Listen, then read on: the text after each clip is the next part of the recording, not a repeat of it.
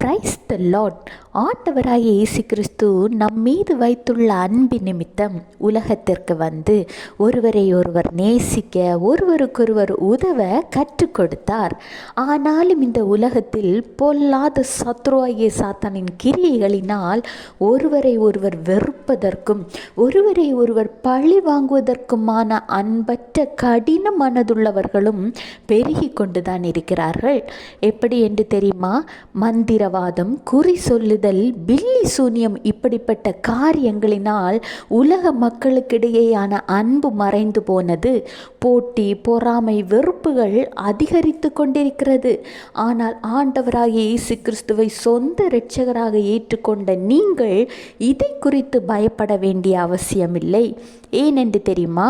கர்த்தர் சொல்கிறார், எண்ணாகமம் 23:23, யாக்கோபுக்கு விரோதமான மந்திரவாதம் இல்லை, இஸ்ரவேலுக்கு விரோதமான குறி சொல்லுதலும் இல்லை. தேவன் என்னென்ன செய்தார் என்று கொஞ்சம் காலத்திலே யாக்கோபையும் இஸ்ரவேலையும் குறித்து சொல்லப்படும்.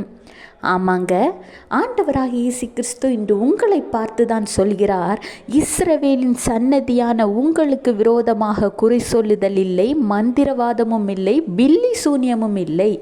ஏனெனில் நீங்கள் ஆண்டவராக இயேசு கிறிஸ்துவை மட்டுமே முழுவதுமாக விசுவாசிக்கிறீர்கள்.